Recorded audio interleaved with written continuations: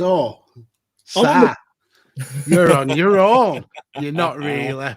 I just wanted to make a surprise entrance for the birthday episode to give all our lovely viewers a look at how I've dressed for this very show. So, lovely. 3, 2, 1, boom. Oh, look at this. Look at that it's birthday my girl. Birthday and I'll cry if I want to. Birthday girl, that says on the top, doesn't it? Birthday sash as well. Look at Birthday this. sash, birthday badge, birthday banner behind there. Yep. Happy birthday to me. You look like a really camp Statue of Liberty. Brilliant. Brilliant. But no, that's right, Maxie. It's our 1 year birthday, our 1 year anniversary. It certainly is. I hope everyone enjoyed the bonus show we chucked out for you all over the weekend with some of our most average moments. And if you've not listened to that yet, go and check it out. It seems to have made a few people giggle. But yeah, so on today's episode, we've got a few old favorites we're going to revisit. Ask Us Anything is coming back for our non-wrestling topic. We've got a couple of throwbacks to the drinking and funny food episodes that we said we'd do a bit of homework on and never actually got round to it.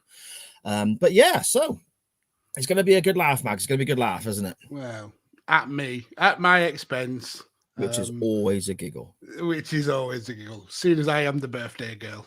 Exactly, mate. Exactly. And on that note, good afternoon, good evening, good morning, wherever and whenever you may be listening or indeed watching from. This is Chain Wrestling Live, the 1 year anniversary birthday special celebration party. Bonanza. That's a great word. I wish I'd had that one instead. Yeah, bonanza. With Mags and Sai. I am Sai. And with me, as always, is the Generation Me to my Chain Wrestling anniversary. Hey, you're having that one, Mags. That's a good one. That was good. No? Oh, just silence. The young buck to my fat fur stomach. A podcaster who 1 year ago agreed to do a quick podcast, just 25 minutes-ish a week, looking at one match at a time to fit in with his really busy schedule. And now that's grown to dominate his Monday nights and has him dressed the way he is this evening. The podfather himself, Lord Mags. How are we doing, my friend? I'm doing adequately. No other podcast would have me dress in this fashion, aside maybe from MGB, I suppose. But yeah, I'm so glad to be here. Who would have thought we would have made it to a year? When you pitched the idea, and you said it was going to be a quick show, and it was in the beginning, but this podcast took on a life of its own very, very quickly with you guys, not only in the chat but getting involved on Twitter, and then when we jumped to doing the live shows, you've pushed it into ways that we never expected it to go. I certainly didn't think I would be wearing a birthday girl headband and a birthday girl badge on a podcast, but them's the breaks. I do it for your entertainment, and so you may ridicule me. and that we shall do. And that we shall do. Yeah, the fact that we've done a year of this is great. You think, considering we started looking at a straight jacket steel cage match between two guys at the very death of WCW. We've ventured through various different promotions, Japan, TNA today, WCW, WWE, all over the place. Some great matches we've watched, Magsy, and some absolute awful shite as well. Very much so. Very, very much so. And I wouldn't have changed it for the world. It's good watching the amazing matches. You get to remember some of the best moments in wrestling. But sometimes you need those ridiculous, terrible matches just to kind of like refresh the palate, I suppose, and give a bit of a giggle. So, yeah, I love the direction the show's gone. Yeah, it's made it for me. I mean, and it is the CWF, as they kind of named themselves, that pushed it this way, I guess. The interactions we had on Twitter got better and better and better and funnier and funnier. And then ultimately we went live and they've kept us this way. We could have easily done 1 or 2 weeks of live and knocked it on the head. But this is what people wanted. This is how people want to spend their Monday nights. First of all, I'm amazed that's how people want to spend their Monday nights with us two idiots. But secondly, I'm hugely thankful. I don't want to spend my Monday nights with me, and I have to. I don't want to spend my Monday nights with you either. We have brilliant. But no, that's it. I'm amazed that people do want to spend their Monday evenings with us. But secondly, and most importantly, I'm hugely grateful that people want to spend their Monday evenings with us, because it's become one of the highlights of my week. I absolutely love it. Yeah, and we've always said that it's not about the numbers or the views or the interaction. Whilst that is amazing, and we absolutely massively appreciate it, this was always done to entertain us, and the fact that it also entertains the rest of you guys, it makes it all the more worth it. Yeah, exactly. And we've had some glorious non-wrestling topics as well that I think now kind of drives the show more so than the actual wrestling itself at times. I mean, how many times do we go past an hour and then literally just cram through 15 minutes of wrestling talk? We do that though because we are a wrestling podcast. Allegedly. Magsy, shall I have a quick look in the chat before we fly on and get through this massive, huge show we have? I don't want to. Because I can see the chat and I can see comments like Matt Willis saying, my eyes. It's so nice. He said it twice. Jesus fucking Christ. But is he in the chat, is he? I think so. But it starts off well with Sharon saying it's Monday night. You know what that means. Oh, yes. Then Scottish Danny, happy birthday, Chain. Thank you very much. And then Sharon clocks what I am wearing. 5 nerds go. Brilliant. Matt will definitely not mock me all over Twitter for this bad boy. Scottish Danny loving the get-up as well. Benny showing a little bit of love to the sash. Thank you very much. I think that's a very understated sash. I don't think he means that sash. I think he's just really, really fond of cheesy 90s dance music. And he's just saying sash is nice. Yeah. He also wants to know what pageant did I enter. I entered Miss America, clearly. Miss America, Miss Burnley. No, I'm bigger than Miss Burnley. Miss America. Or in the draw, star of the Changing Attitude podcast and amazing person saying, Merry Birthmas. 5 nerds go, giving a challenge for next year that I'm going to be in my birthday suit. Yeah, that would drive. That would have to be on the Chain Wrestling After Dark page, I think. I love these kind of secondary comments where people come in, say something really nice and like happy birthday, and then jump in and go, oh, why? Hang on. What is he wearing? Jesus Christ. Sharon saying, Lord Mag's giving the people what they didn't know they want. Danny, with probably the biggest facts in this chat so far. Chain wrestling is better than Raw. This is the real Monday Night Delight. Matt, to be fair, I'm very proud of you guys. Love you guys. I love the show. Thank you very much, Matt. Cheers, Matt. I really appreciate it, mate. Yeah, everybody's support is always massively appreciated. Some dude from Russia or dudette saying Vark Doc Tech. So yeah, if anyone knows Russian, we're over in Russia, Max. Yeah, I see the numbers, sir. We're over in Russia, mate. We have listeners in Russia. Benny confirming that I am Miss Burnley, and then I think that's laughing with me. I hope it's laughing with me, not laughing at me. Yes, indeed. Either or, we're happy as long as you're laughing. So we wanted to go back through some previous moments from the show over the last year and revisit a couple of things that we sort of discussed in non-wrestling topics in the past. We had one in particular that gave us great amusement from Paul Tolley in reference to the fact that he eats stock cubes, Magsy, isn't it? Is his sort of odd food take, unusual food take was the. I'd like to say that's his only odd food take, but he has plenty. He doesn't like crisps because they hurt his little gums. Yeah, he's a weird little cat, is Mr. Tolley. But yeah, the one that blew me away was the stock cubes. Yeah. We also have done a very popular non-wrestling topic that we've revisited it now, 4 or 5 times, when we've had drunk stories. And it tends to be at least once a show when we do a drunk stories, it pops up about tales of being much younger and down the park and swigging away on certain beverages that are synonymous with being either, well, I suppose, A, homeless, or B, a youngster down the park drinking, such as Diamond White cider or White Lightning or Omega cider, or whatever it is, or Mad Dog 2020 and all these nasty, horrible drinks and so on.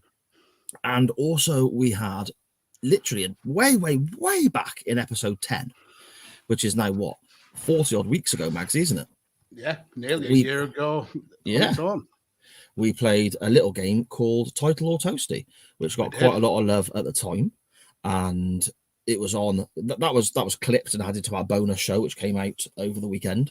And if you haven't listened to that bonus show, go back and listen to it. There was stuff on that show that even I didn't remember. The intro from Benny is superb. It's so damn good.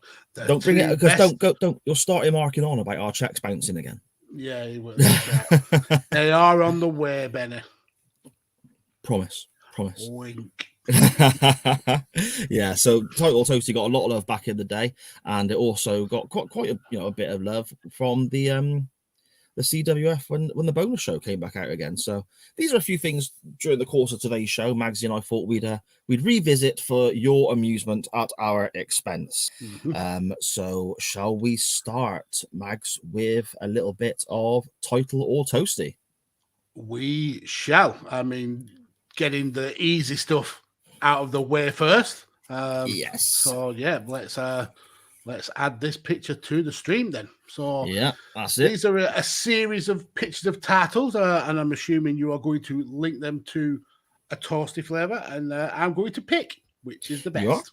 And one will obviously, because we have the power, one will obviously be eradicated from history forever to never be seen or thought of again. And the other one will continue to exist. And we're comparing title belts to toasted sandwiches because that's the chain wrestling way, and it makes perfect sense. Honestly, it really does.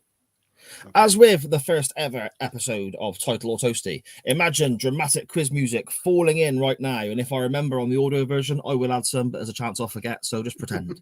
Hum along the Millionaire theme or something if you wish. Okay. Up first in Title or Toasty, we have Dan Griffin at DanGriffin21 on Twitter. He says his favorite belt of all time is the WWF Undisputed Championship, very synonymous with glorious title. Eddie Guerrero and I suppose Brock Lesnar as well, I suppose, yes. Hogan had a run with his title. Of course, yeah, Hogan. Undertaker won it as well, didn't he, at one stage? Yeah, I think there was only 8 maybe champions with this belt, yeah. Yeah, it didn't last long, did it? Which is a shame, because it's a lovely looking title belt. Yeah, very classy. But the decision you have to make, Max, is do you wipe this championship from history, or do you erase a toasty filled with glorious, delicious tuna and cheese? I like tuna and cheese, but not more than I like this title belt. So that's an easy one for me. So yeah, title belt wins. Title takes the first one, Max. Title takes the first one. UTT Rob on Twitter, he says here, and this is a really unusual championship belt. This is Lucha Underground, I believe. That's right, yeah. The gift of the gods. The gods title, yeah. And wasn't it that each of the panels that people can see on screen now would be a title defense? And when you won a title defense, you would take the disc off the challenger, put it in the belt. Yep. And when you had all 7, you got a world title match. Is that correct? Right? I think so. What a clever little concept that was. Yeah, Lucha Underground was very much ahead of its time, especially in terms of storylines and kind of lore of wrestling. But yeah, I think that's a glorious title, really kind of unique, almost like the pillars of wrestling. Yeah, I like it. It's a real unusual shape, isn't it? And Rob puts forward as the toasty choice, Max. Which one will continue to exist? Which one will go away forever? The gift of the gods title championship belt, or cheese, and he's very specific here, cheese and Henderson's relish. Not any relish, Henderson's relish. Oh, well, it's the title. Relish is the work of the devil.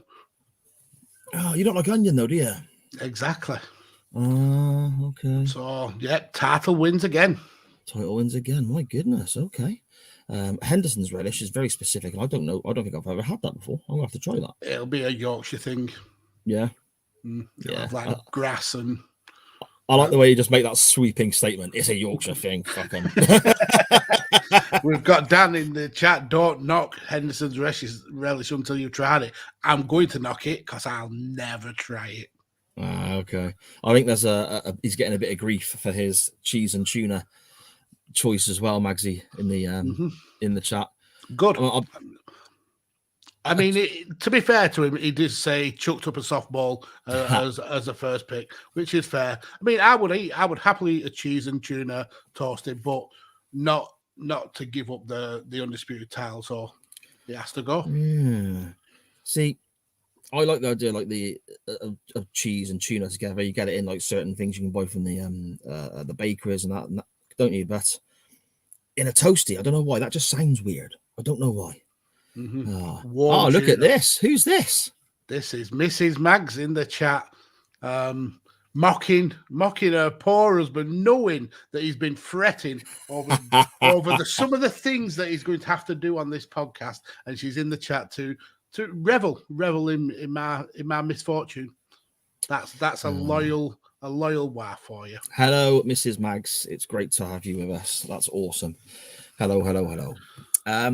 Up next, then, we have Scottish Danny at Scottish Juggalo on Twitter. He says the WWE, US Championship from around 03 to 08. Mm-hmm. Now, at the time, I wasn't all about this belt at all. It's a bit cartoony. It's a bit too colourful for my liking. But it's very American. Yes, it is. But since then, I think it's really grown on me, Mags. You know? Yeah, I mean, I think sometimes you need a bit of colour in titles. I mean, I'm all for having like gold or not so much silver, actually, just gold titles. But yeah, I think this stands out, especially if it's to be the champion of the United States. Americans are always kind of like a very patriotic breed anyway. So I think this really fits well with that. Yeah. Okay. Fair enough. And Dan's choice of toasty to put up against this, I think is a bit of a throwaway effort myself. But he says it has to be Tesco's wafer thin cooked ham. And I'm thinking, is that it? Just ham in a toasty? Just ham? No carnage. No liquid. That's insane. No sauce, no cheese, just ham, Dan. Just ham. Wow. Some people just want to see the world burn, Mags. I mean, I would eat it, but be very disappointed. It's wafer thin ham as well, so you need like half a pack to make it worthwhile. You know, you just open up the toast, it just be fresh air and one solitary slice of ham, like it's been in the vicinity of some ham. It's just, I don't see the point. You might as well just have a bit of bread. Yeah, or put something else in, like ham and cheese. Yeah, ham and beans, maybe ham and mushroom. Scottish Danny, I think you need to go into the corner, hang your head in shame, and really think about what you've done. And coming from Kent as well, I mean, surely they have better ham in Kent than Tesco's or. Is it posh Kent then? Is it? I mean, it's certainly a lot posher than Gloucester. All right, or geez. Burnley. Bloody hell, that was unnecessary. I mean, don't get me wrong, completely correct, but totally unnecessary. Sharon in the chat, just ham. What the fuck, Scottish Danny? Do you not like this belt? I think he did the same as what Dan Griffin did, though. He ponied up a basic choice, knowing that you had to plug for the title. So it's worked. 3-0 title. 3-0 title. 3-0 title. Total Steve-O next up with an old classic, mate. An old classic. Oh, this is going to have to be a banging toasty to beat this title. Oh, see, I don't know, mate. I don't think it's going to be. Steve-O puts forward the WWF Big Eagle Championship from very late 90s, early 2000s WWF. And it is a beautiful title belt. Yes, very much so. I always think of it very much being linked with Triple H myself. Yeah. Triple H was certainly, he kind of rose to prominence with this title. It's interesting to see it on black leather because it actually was originally on purple leather and then blue leather. But it's a glorious title. It's one that I will add to my collection eventually. And Steve-O says he's just going to go. He doesn't like toasties too much, but he's just going to go with the traditional that he had when he was a kid, cheese. Now, depending on what cheese, because that's a very open-ended pick. If you're going just, say, red Leicester or a mild cheddar, then, yeah, it's going to be boring. But you throw in like a pungent cheese, a Gorgonzola or a Stilton, or even something like a Wensleydale and cranberry, that could get interesting. But not just cheese on its own, no matter the cheese, is nowhere near the caliber to beat this title. I mean, this for me is one of the top 3 titles that WWE have ever designed. So, yeah, it's title wins. Titles 4-0 up.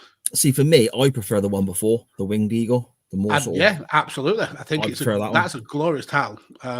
But this is a very, very close second for world titles for me. Up next, then, we had Millwall Chris at Millwall Chris 1 on Twitter. He put forward and I love this belt, Magsy. This is all about my sort of favorite time in wrestling and so on. The NWA/WCW US Tag Team Championships, as held very often by the Midnight Express, the Fabulous Freebirds, and so on. Beautiful championships. Like, look at that picture there. That is glorious. Yeah, I don't have the kind of the affection for this era of wrestling as you do, but I know a good-looking belt when I see one, and that is certainly a good-looking belt. I've always liked titles that are not just on plain black leather. I think that really kind of helps stand out, and this is a unique shape. I like the little side plates. It's not as American as the WWF one, which is probably a plus. But yeah, I do like the look of this title. And if you won that, it would normally mean eventually you're number 1 contenders for the World Tag Team Championships as well in the NWA. So wrestling that makes sense. There's a lineage there as well. Yeah, exactly. And Millwall Chris puts forward cheese, and more cheese. Title again. We've covered this. I mean, a cheese toast is lovely, depending on the cheese, but this title is more beautiful than any cheese toast it could be. So, is that a sentence you ever thought you'd say as a wrestling fan? This title is more beautiful than any cheese toasty. 6 months ago, no. But now I half expect it every episode of Chain Wrestling now. And lastly, in this gripping and not close at all battle of title or toasty, we have possibly one of the most pointless moments ever, because it's not going to make any difference to the score, really.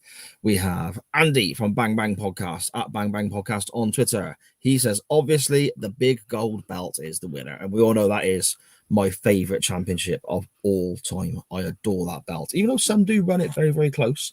I love that title. As toasty choice, it kind of gets him sort of disqualified, I guess, Mags. I'll let you make the call on this one. Andy says, I don't believe in toasted sandwiches, which I don't quite know the point in that statement. Is when you say you don't believe, it's not like they're a fucking unicorn or a UFO or an alien. Do you know what I mean? They exist. They're physically there. I don't believe in toasted. If I haven't seen one, they're not real. Yeah, he's got to be disqualified. What did he pony up instead of a toaster then? He just literally said, breaking the rules. Don't believe in toasted sandwiches. Toast should have jam or beans at a stretch. So not egg then? Can't have egg? No. Or cheese? No, you've let everyone down, Andy. Everyone down. I hope he drowns in his fucking bath tonight. Oh, yeah. Think of the Radox carnage. But the title would have won. I mean, I'm not a massive fan of this title. Well, not as massive as you are, because it just wasn't my era of wrestling. Or not so much era, supposedly. I wasn't watching the channel that this title was on.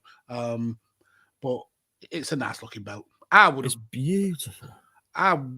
There's a few belts I'd get in my collection before I'd plump for this one. but it is a nice title. See, I ain't got to worry about that because the wife bought me one. So, so now I'm looking at the NWA TV Championship or the NWA United States Tag Title that was just on screen then. Yeah. Oh, see, there's so many out there, and it's my birthday again very soon, Sharon, isn't it? So, yeah. We'll see. Ori in the chat saying the wives are getting gift ideas. Correct. That's right. Excellent stuff. Oh, I'll tell you what. Correct, Mrs. Mags. Correct. Just correct. Just putting it out. Oh, one of those. Oh, the Undisputed. Yeah. Very, very subtle hint, Mags. About as subtle as a sledgehammer, my friend. But, when have you known me to be subtle? I'm wearing a fucking headband that says birthday girl to celebrate a podcast birthday. That's as subtle as it gets. Yeah, that's it, mate. That's it. Oh, all that food talk, Magsy, that's made me a bit peckish. What about you? No, not really. I am stuffed. Is that just because you know what's coming? I fucking know what's coming. I've been dreading this since you brought it up. It's basically, I thought, going back and doing the bonus show, the clip show that we put out this weekend, there's a few times, and to be honest, it's mainly me that says, oh, you know what? I'll get that done in time for next week. Mm-hmm. And I can safely say homework. Yeah, exactly. Homework, coming up. And I can safely say in the year of chain wrestling, I have never once got done what I said I was going to. Not even once, Magsy. Never. Never, ever done the homework that you have been assigned. No. So ridiculous. I thought we could do a couple of those homeworks now and we could do them together, seeing as it's our anniversary. Well, no, Max. This was your homework. This wasn't my homework. So I don't know why I'm being dragged along in this. But you've done it now, so suppose just for shits and giggles. Well, so certainly for shits. Yeah, I think exactly. That's probably something that happens. Exactly. So on our unusual food takes episode, which we did many moons ago, we discussed it with earlier on when we first came on air. Mr. Tolly, your podcast wife, with you rejoining Badlands recently, which is amazing. Why did you say Badlands? I'll be honest with you, because everyone in the house is poorly with COVID, and I'm really trying not to cough. So every now and again, you'll see me talk, and I'll go like that. I'm trying so that there, folks, shows just the level of commitment Sire's got. He is down with the Rona, and he's still here. Well. To put this show out. I'm a bit poorly. I've got a bit of a cough. I feel a bit grotty, but I've been tested negative. But there's currently 5 of us who are in the house, and 3 of us have had positive tests. Mm-hmm. My wife is very, very poorly. It's really hit her for 6. My boy is struggling with it as well. Livy, who I suppose is effectively our patient 0, she was the first one to test positive, is right as rain, and that pisses me off. But there we go. Isn't that the most annoying thing? I mean, we're lucky that none of us have had corona yet. But whenever one person in the house gets ill, the others tend to follow suit. Yeah. And then when that one person is bug free and they're showing off about it, it's fucking annoying. It's absolutely annoying when you're like, you did this to me. You brought this infection into the house. How dare you? Yeah, definitely. It's and she is just such a perky kid anyway. It's annoying. She's always so chirpy and happy at messing around. It's just like, oh, now everyone's coughing and feeling poorly. It's like, oh, Liv, just bugger off with you, but there we go. So yeah, we thought we'd look back on the homeworks that weren't completed. Only a couple, because we haven't got all night, I guess. We've got to talk about the wrestling sometime. We have got to talk about wrestling at some stage, mate. Yeah, definitely. We are a wrestling podcast, allegedly. The homework that I was effectively set from the unusual food takes episode was to try Tolly's personal favorite snack, which is half of a Knorr stock cube or Oxo cube or something like that, Mags, wasn't it? It was not Oxo. Oxo is powdery. Okay. He specifically said it was the Chewy Knorr stock cubes. The Chewy Knorr stock cubes. Okie doke. Yeah. So what flavour are you going for, Mr. Mags? What are you having? Well, I actually put out a no context poll on the Twitters because I picked up all the 3 flavours that I could find. So I put out a poll saying, do I eat Vegetable, that one. Do I eat vegetable one? That got 21% of the vote. Do I eat... Respectable amount, Max. That's a respectable amount. I mean, vegetables, no one really likes them anyway, so they're always going to come last. Then it was beef. Beef got 31, and beef was actually leading for a long time. I imagine beef is going to be very salty. Well, you imagine, right? I think all of them are going to be salty, seeing as the main ingredient is salt. But the winner, with a massive 48% of the vote, and you can't really get that because of the light, but it's chicken. Chicken's the best, man. Chicken's my favourite meat, everything, you know? So, seeing as I have to do the homework with you, I'm going to open this box of chicken stock cubes. I don't know if people can see on the screen there. I've just opened mine. I'm not going to lie. I instantly regret thinking this would be a good idea for the show, just looking at it. Yeah. And I told you from the get-go, this was a bad idea. So we didn't really decide, but are we doing it's even stained the inside of the foil. Look at that, folks. No. Look, it's all yellow on the inside of the foil. It smells quite strong, you know. Do you know what it smells like? It actually smells like a chicken mushroom pot noodle. A chicken and mushroom pot noodle? Right. This is some high quality podcasting right here, isn't it? Just me and you sniffing canola. So are we doing the Tolly way, which is because he only eats the half of it because he uses half to make his stock and then eats the other half because otherwise it'll get wasted. Are we doing that, or are we one-upping Tolly and eating the whole block? I reckon we just go for it, mate. What are you going to do with the other half anyway? Do you know what I mean? Just... I'm going to throw it in the bin where it belongs. Ori's spot on there in the chat. Ori is absolutely spot on, saying this is quality content. It is. And Matt, Norway, good job. And Sar's got vegetable, as I'm not allowed out. I don't get that. Because she can't go shopping. Vegetables just what we had in the cupboard. Because we're all like locked in, aren't we? Because we're lepers and stuff. We've got the Red Cross painted on our door and that we can't, you know. Now this is the time I wish we were back doing just audio, so we didn't have to. We could pretend we're doing this, but let's go for it. 3, 2, 1. Fucking dude, that is strong. I'm not gonna lie. It's salty as fuck. It's grainy. It's incredibly strong. Like, it's so fucking salty. It's ridiculously salty. I honestly think I'm gonna be sick. Oh, this is a hard chew. Nope, I bailed. I can't do it, Max. I'm gonna be sick. That's the saltiest thing that I may have ever eaten. That's not what I heard. Tolly, you absolute Welsh dosser. And he does that on the regular, does he?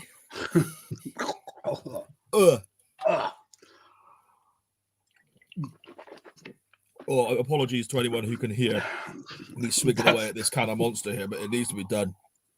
Oh dear me. That was brutal. Why didn't we just do half? Why did we do that? Because we're fucking idiots who will do anything for the clout. Oh my goodness. I feel like I've eaten like a week's allowance of salt one go. Oh, now, sir. Honestly, my stomach's got like a pain in it from that. That was not.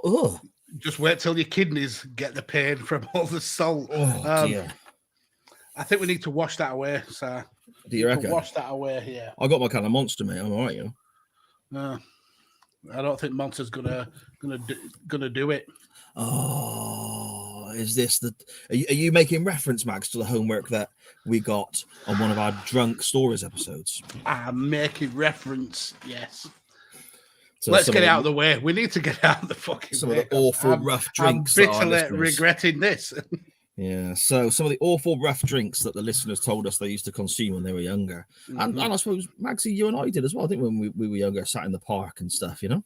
Yep. I mean, many a tale I've got, especially with the drink that you're going to drink, that I've drunk that. One story I told on on one of the Drunk Stories episodes where me and my brother-in-law essentially were on a beer run to the shop, and we picked one of them up and we essentially necked it on the way from the shop back to the house party we were at, and it was the most disgusting thing I've ever drunken. But I've one-upped it. I've gone for something way more disgusting. Yeah. And I think this works well because we've got a variety now, haven't we? We're covering a few of the nasty drinks together, mate. So shall I display this horrible potion first? You shall.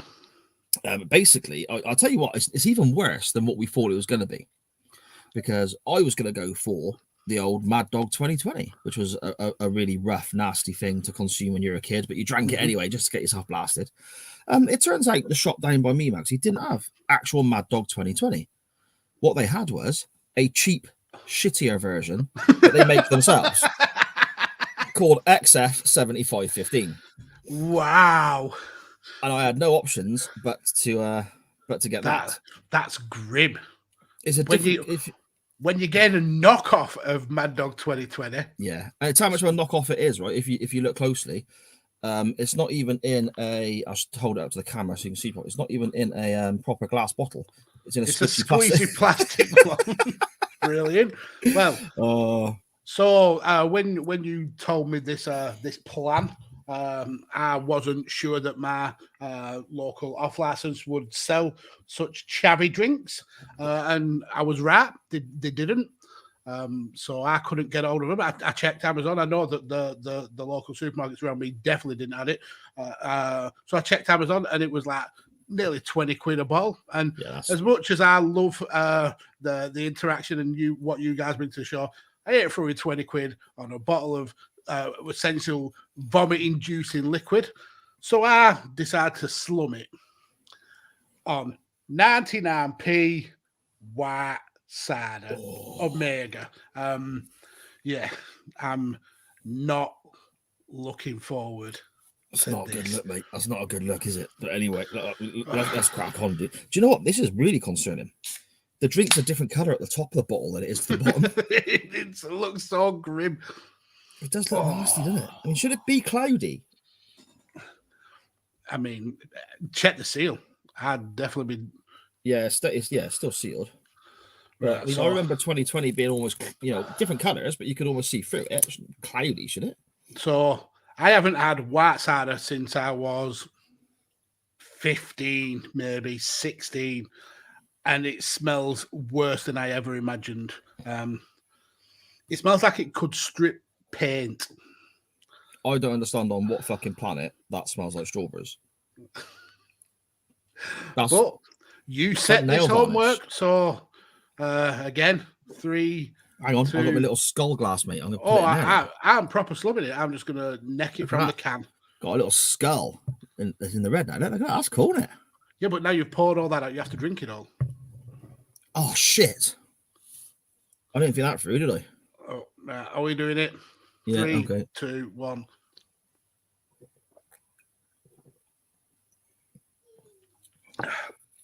Jesus wept. I thought cider was meant to taste of apples or at least some sort of fruit. That tastes like vinegar. It genuinely tastes like Sarson's vinegar. Ugh. You know when you have when you feel have to have another tickle just to take the taste away. My mouth's doing that thing where it fills up with spit like you're about to vomit. That's brutal. What was wrong with us when we were kids? Kids nowadays are still doing this. Why not learn the lessons? Oh God. That's maybe the worst thing I've ever drunk and eaten, all in the space of 10 minutes. All for your fucking amusement, people. Thanks for sticking with us for a year. We really, really appreciate it. I feel quite unpleasant right now. Oh dear. Safe to say the rest of that bottle's going in the bin, I think. Well, waste not, want not. I'm necking that 99p cider later on. You fucking animal. I'm actually that's going right down the toilet. Jesus. See, it used to be some of that, didn't it? A couple of cans of that white cider, or if you could find it, the big sort of 3 litre bottle for £2.50. That was what we used to neck the bottle. We used to also club together for a bottle of blackcurrant squash to put in, take the taste away a little bit. I know why now. I remember exactly why. That's when you know a drink is freaking shit. When you've got to buy something to change the taste of the drink that you bought. You've got to buy additional stuff. If I'd have known at the time, I'd have just thrown a chicken or stock cube in and been done with it. I'll be honest, I'm a bit upset I didn't like that because I actually said to the missus, wouldn't it be great if I try this and it ends up actually being really nice and I can just pretend to mags on the air that it's gross and I can just carry on drinking it later on because it's nice. But honestly, my belly hurts. So, and I think it is XF, I'm assuming it'll be made with fermented grapes as well. I don't know. There's like on the back, on the label, there's recommendations for drinks you can make with it. And it says to mix it with white rum. And I'm like, are you sure? And I'm now getting burps that taste like a pot noodle that I've eaten after having 20 pints on the lag. Thanks for making me do that, Sam. I appreciate that. Happy 1 year, mate. I'm not sticking around for year 2 if that's what year 1 brings. Oh no, we ain't doing nothing like that. Yeah, okay. Should we get to our non-wrestling topic, Magsy, or should we have a quick look through the chat? Where should we go? Oh, the chat has absolutely abused us, and rightly so. We deserve it for that. Going back to when Mrs. Mags pops in the chat, I think she's still listening. I could hear her in the conservatory giggling away at me, but she's getting a hell of a lot of love. All rise for her ladyship, Mrs. Maggle. Scottish Danny confirming that yep, he just meant just ham in his toaster. 5 Nerds Go. I like a blackberry jam and cheese toaster. You know, that sounds actually quite nice. What title would you put up against that, Matt, to combat? Maybe we can answer that on the fly. Blackberry jam and cheese. I don't know about that, mate. And then we've got you get a lot of love, Mrs. P getting a lot of love about the Rona. Hopefully you do get over it. 5 Nerds Go, Matt, with another great idea. He's going to buy an empty advent calendar next year and just fill it with stock cubes and send it to Tully. You would do that to Mock, but he'd think that was actually a proper decent gift. He would absolutely love that gift. And then it's all about the basically the horrific torture we've just put ourselves through. This is gold. This is getting clipped. That drink's not Monster. This is going to be bad. Chavy drinks, come on down to London. I think he means London, Kent. And Matt saying, no, Scottish Daddy, if you want chavy drinks, you come down to Clacton. Between the veg stock cube and this, it may fix SARS Rona. Hey, maybe. If it does, we go out to Boris, aren't we, and say, look, mate, you're wasting all your time and money trying to get these vaccines up together. What you want is some dodgy gravy shit and some horrible strawberry drinks. Yeah, it's kind of like the ivermectin horse tranquilizer. You don't think it should work, but it does. Say's going to lose it. Sharon get the bowl. The torture you guys put yourself through for our entertainment. I'm not even joking. I can't overstate this enough. Never eat a stock cube because it is literally the saltiest thing that I have ever eaten. It never horrific. Seemed like it was going away. It's like the more you chewed, it didn't go away. It stayed this blob of horrible stuff in your mouth. Normally when you chew food and you swallow it and you eat, it goes away. This never went away. It just stayed there. And even when you try to swallow it, it coats your tongue. Oh, right. So Sharon saying there's no wrong with a cider and black cider. There is when the cider costs 99 pence for about a 3-litre can, and it tastes like something you'd put in your car windscreen wipers. Nice white lightning. And then last for now, 5 Nerds Go says Sal looks like he's about to give birth a baby from his arse. Maybe later. Potentially. That was not pleasant at all. No, it wasn't. Oh, but there we go. That's the amount of homework we're going to do for the next 12 months. Okay. So, our non-wrestling topic was again another throwback to one that everyone seemed to really, really enjoy in previous episodes. And it was literally just a case of ask us anything.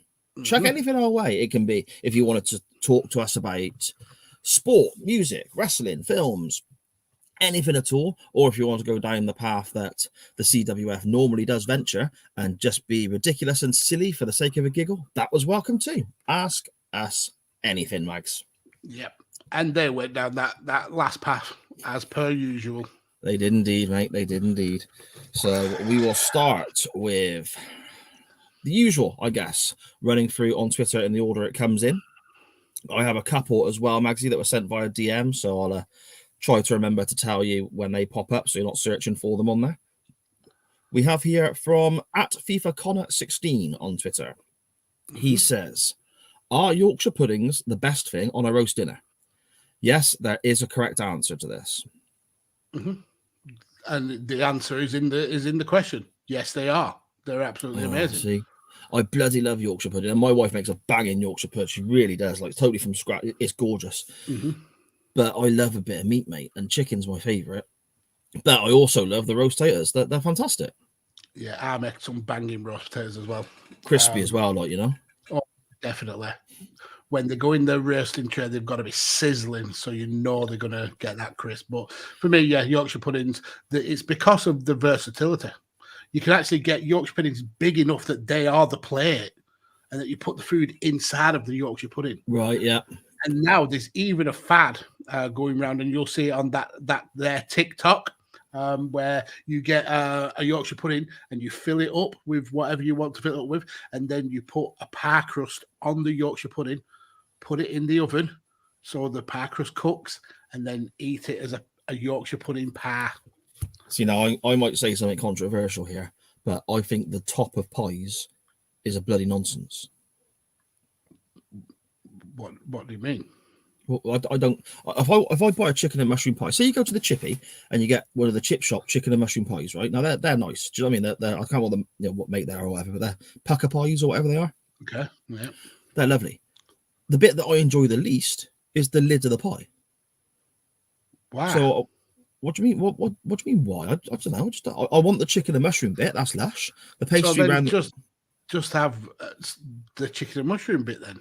Yeah, the pastry around the pie is nice as well because it's sort of. So you want a flan? You want a flan or like a quiche? I do like a quiche. But you don't like the top of a pie? No, I'm not saying I don't like it.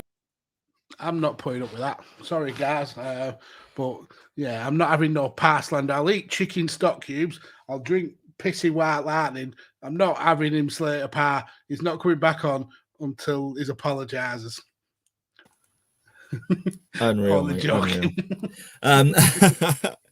Just for the sake of everyone listening on the audio podcast version, Maxie's got one of his favorite buttons at the moment. Seems to be the mute button, and I just disappear from the stream. That wasn't even mute. Mute, I can just do that, and you don't get to talk. It's the remove. I have the power to remove. Yeah, so there we go. No, I like the top of the pie. Don't get me wrong, but it's my least favorite part of the pie. So why would I take the least favorite part of the pie and put it on top of something else? Doesn't make any sense. I mean, you're 41 years old soon. Yeah. Grow up. So when you buy a pie, are you thinking, oh yeah, lovely bit of pastry, or are you thinking, oh yeah, nice bit of chicken and mushroom? Absolutely, and you can actually square this with Mrs. Maggs. We have a pie company around here that. I can't even remember the name. She'll be able to chuck it in the chat. Hafner's, that's it. Hafner's pies, and we'll get them, and I'll cut around the lid to eat the lid. Then I'll eat the inside, and then I'll get the outside pastry and squash it together like a sandwich and eat that last. Okay. So, and you say I'm childish, and you're sat there playing with your fucking food like that. I have weird foibles with my food. I mean, when I eat like sandwiches, I'll tend to pick the sandwich apart and eat it bit by bit. When I have a roast meal, I will eat certain segments first. So I'll eat carrots maybe, then peas, then potatoes. I'm not one for mixing and matching. It's each separate segment at a time. I always save my favourite bits till last. You should never do that in case you get full. Oh no, I'd never get full. I'd always manage to get the chicken down. Trust me. My wife makes become everything I hate. I can't eat this chicken. I'm too full. Oh dear.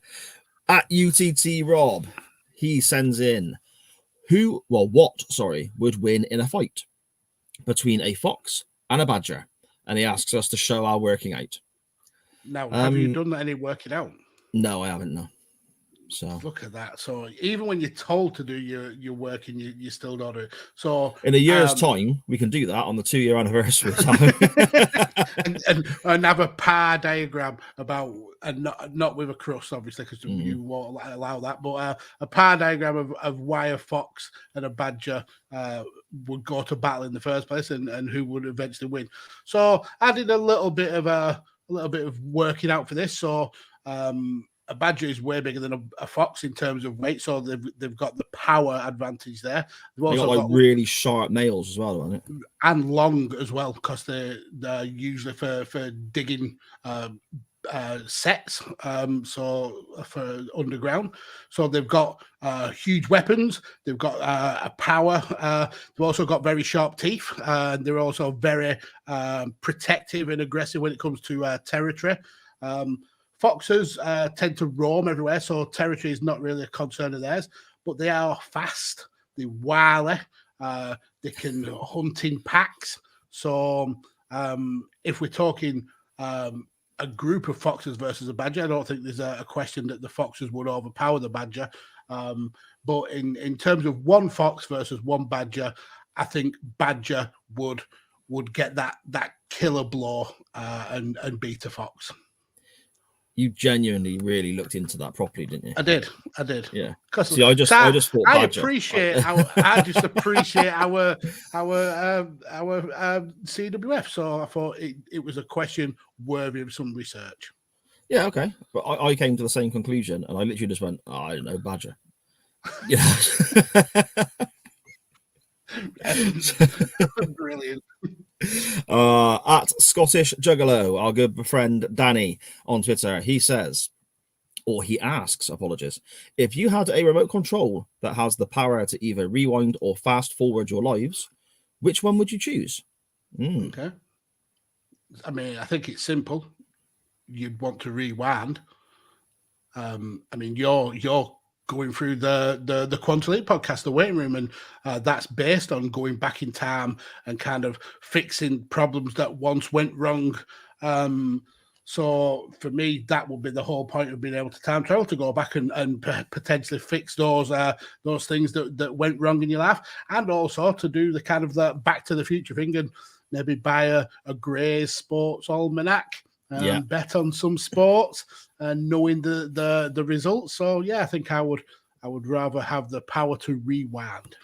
See, I think both are equally as bad as each other, mate. And I am going to get all time travel-y, paradoxy, and all that sort of stuff. Sorry, folks, this is a wrestling podcast. I could see it in your eyes. I'm trying to leave the mute button alone. My face just disappears from the screen. Yeah, because you'd leaped. You'd solved the problem and you'd leaped. I've travelled about 3 seconds into the future. If you go forwards, you're going to see things in your life that obviously have not happened yet, and that's going to influence what you do at present time, which is going to screw things up going forward, right? Now, if you go backwards... You're assuming, though, that you get to stay in the same point. I took it as maybe that the whole of the timeline rewinds and you go back to a point that essentially you've already lived.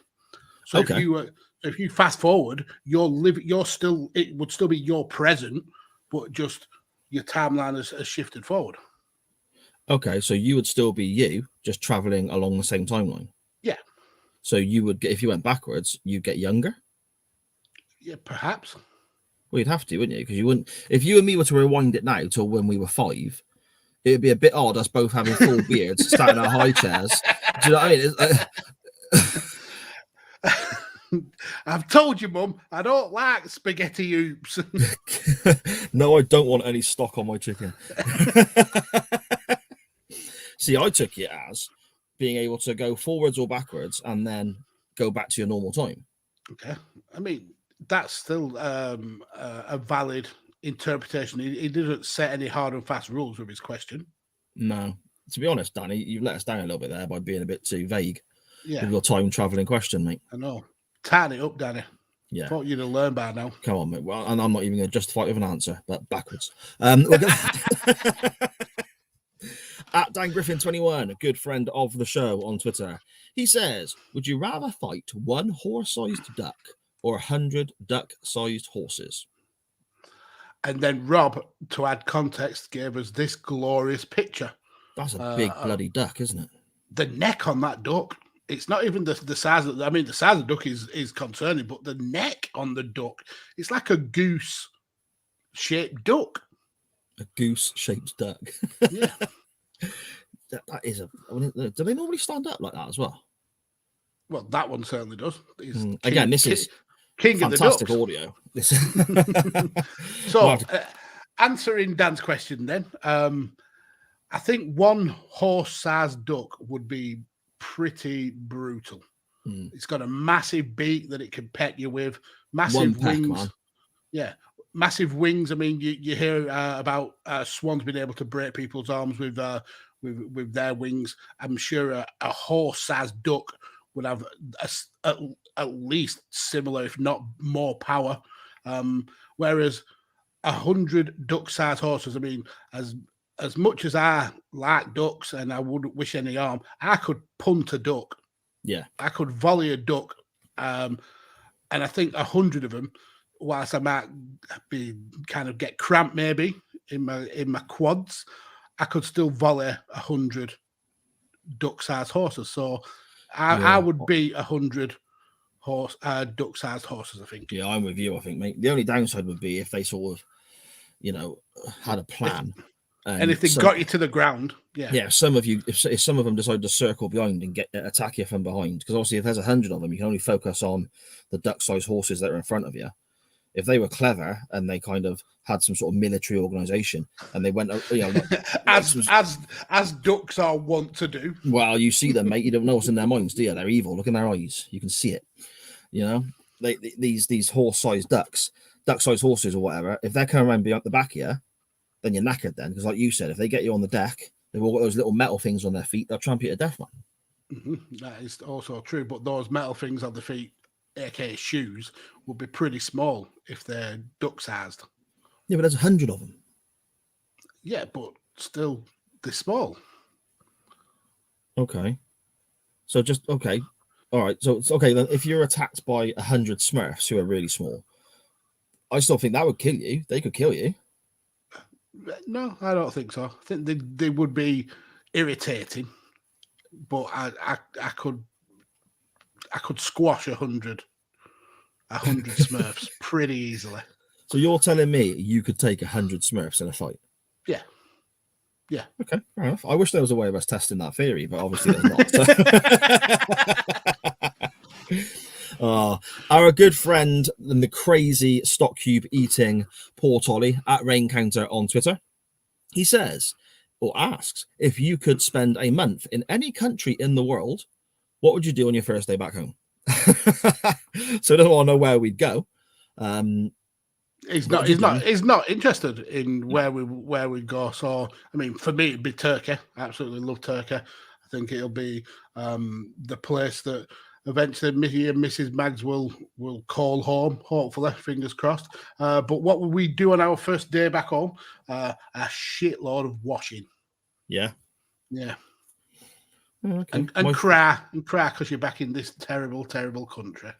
Yeah, I suppose. Whenever I've been on holiday, just like the week or something, my first day back home, some of the nicest things to do in the first day back when you've been elsewhere, whether it's just for a festival for a couple of days or a holiday for a week, is to take a crap on your own toilet. I think that's criminally underrated, man.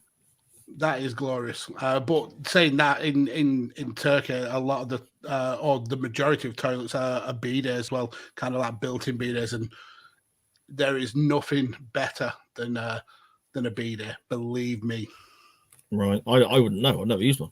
Well, you're missing out, sir. You are missing out. Yeah.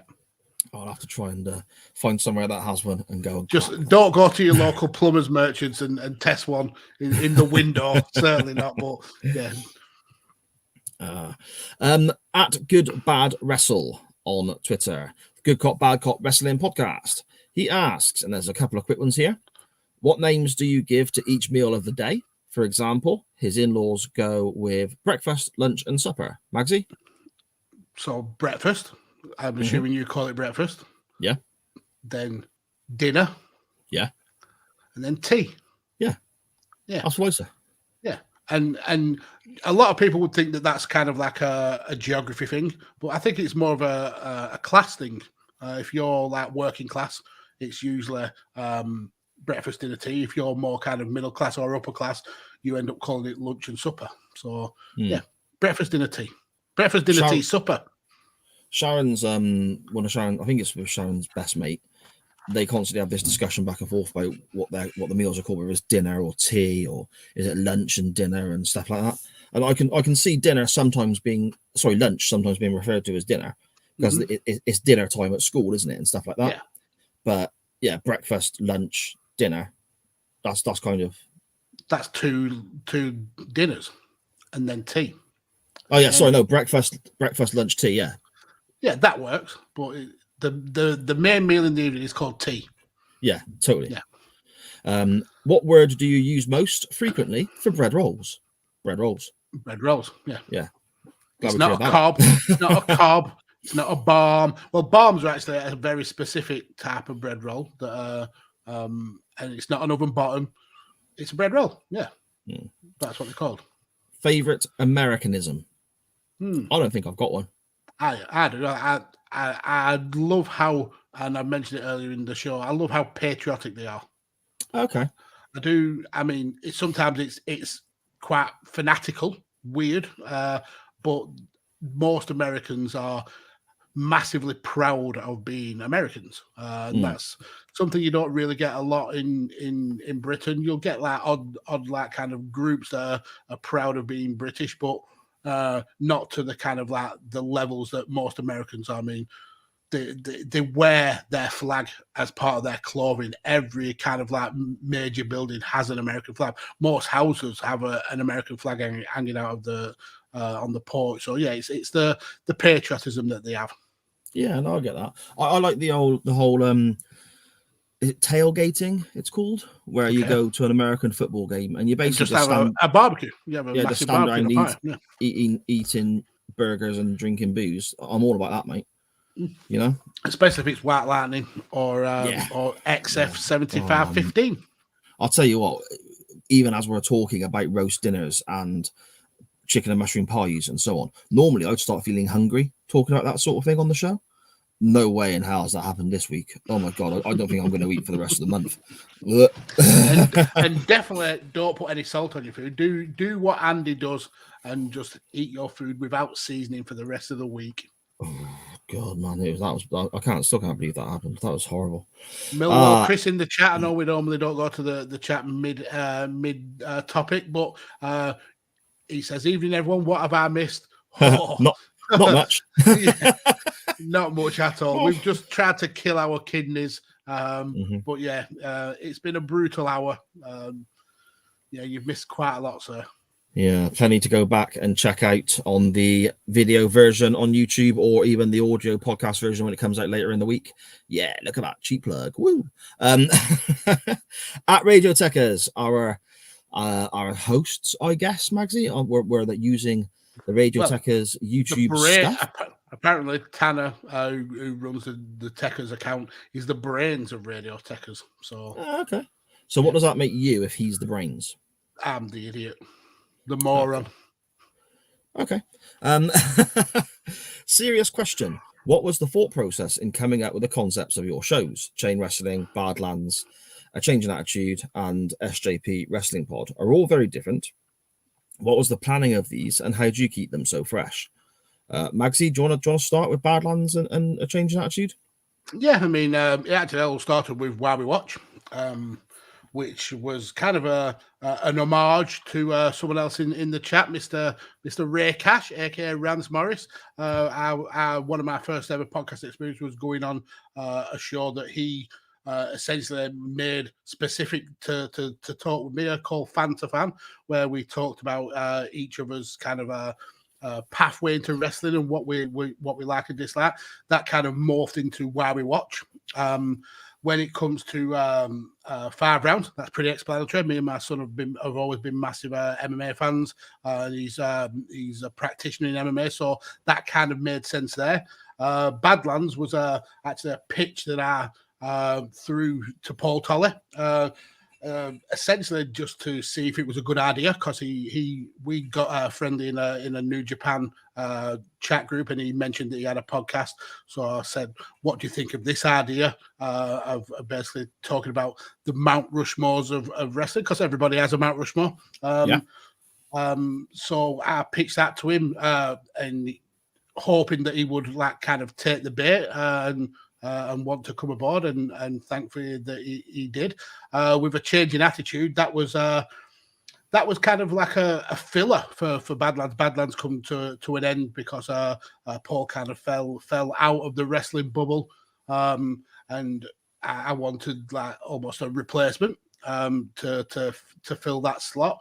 And I've always wanted to do kind of like a journey going through the Attitude Era of wrestling, and thought I'd never thought I would have the kind of like the experience or the know-how to do it as a concurrent podcast. But with the years of podcasting that I've done, I felt that I was ready, and I was in that position to maybe take it on as a project.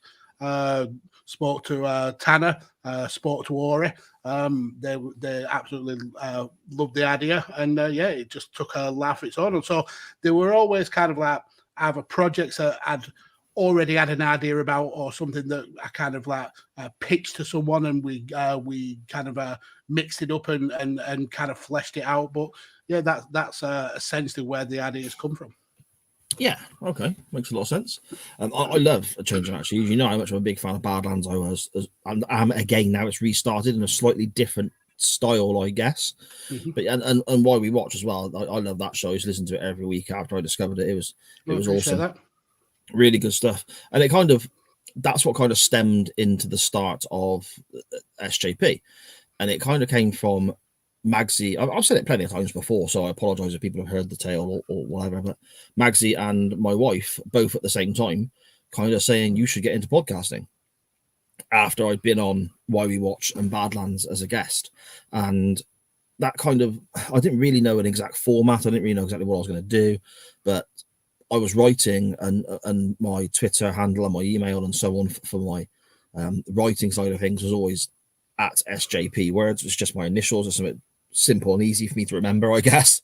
And it kind of came from that I'd just say I'd use the same sort of branding, I guess, SJP Wrestling Pod, because that's exactly what it is. It's just me talking wrestling. And then I kind of left it that way because I didn't want it to be pigeonholed and be a case of I just interview independent wrestlers, or I just interview local wrestlers, or I just review old shows, or whatever. I want it kind of fairly open-ended, and in a situation where I could have maybe 4 or 5 even different formats and just jump around in them.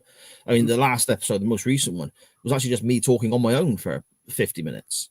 So that was something different again, despite the fact the show's been around for over a year now. It's I wouldn't say it's on hiatus again, but it is.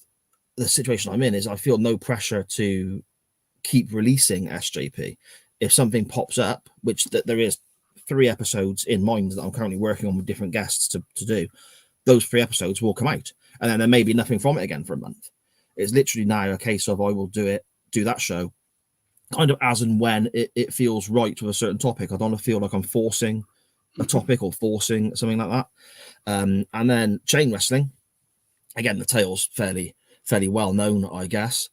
The idea for linking from one match to another was very much swiped from a radio show that I listened to back in the 90s, linking one record to another.